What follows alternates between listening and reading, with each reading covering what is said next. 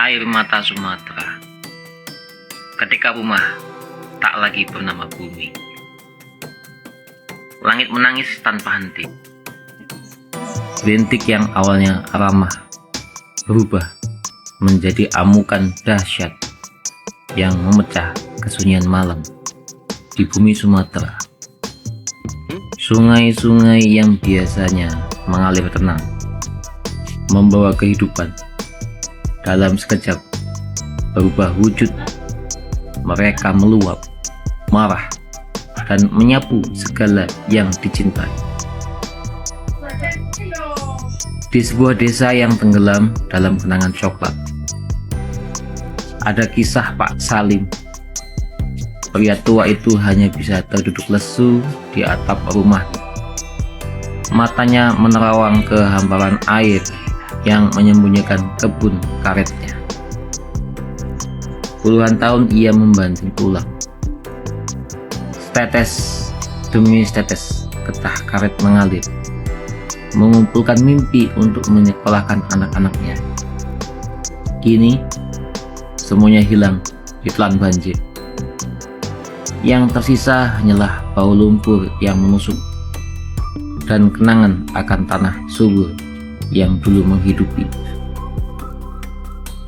Tak jauh dari sana, di pengungsian yang sesak, ada seorang ibu bernama Sari.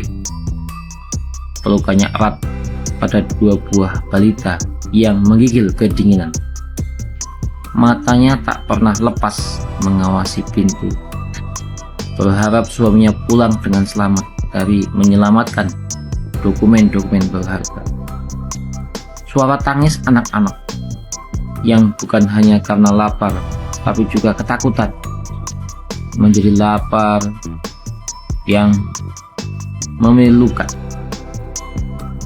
Sebuah buku tulis milik anak perempuannya yang basah dan genang air. Coretan-coretan gambarnya tentang keluarga bahagia kini luluh menjadi bubur kertas. Banjir ini bukan sekadar angka, bukan hanya berita singkat tentang ratusan hektar sawah terendam atau ribuan jiwa mengungsi. Ini adalah tentang sepatu sekolah yang hanyut, foto pernikahan yang rusak, Al-Quran kesayangan yang basah, dan ternak yang menjadi korban.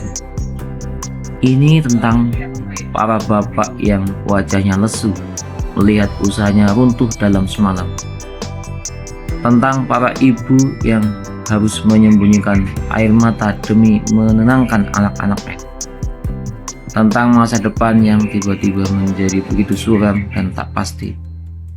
Namun, di tengah keputusasaan ada cahaya. Cahaya itu datang dari para pemuda yang rela berhari-hari tidak pulang, mengayuh perahu karet membawa nasi bungkus dan air bersih. Cahaya itu terpancar dari senyuman tulus seorang relawan yang mengusap air mata anak kecil, menjanjikan bahwa semuanya akan baik-baik saja. Cahaya itu adalah ketukan lembut di pintu-pintu donatur, mengumpulkan sepercik harapan untuk saudara-saudaranya yang terdampak. Bumi Sumatera sedang terluka. Ia menangis dengan cara yang menghanyutkan. Tapi dari rahim kesedihan ini lahir sebuah kekuatan yang tak terkenal. Kekuatan gotong royong, empati, dan ketangguhan jiwa manusia. Mereka mungkin kehilangan harta benda, tapi tidak semangat. Mereka mungkin harus memulai dari nol, tetapi tidak sendirian. Mari kita jadikan air mata ini sebagai pemersatu. Kirimkan doa, ulurkan bantuan, dan nyalakan lilin harapan untuk saudara-saudara kita di Sumatera. Karena setelah hujan reda dan air surut, yang tersisa adalah tanah yang harus kita pulihkan bersama. Kita akan membangun kembali bukan hanya rumah dari batu dan kayu, tapi juga impian dan harapan yang sempat terendam.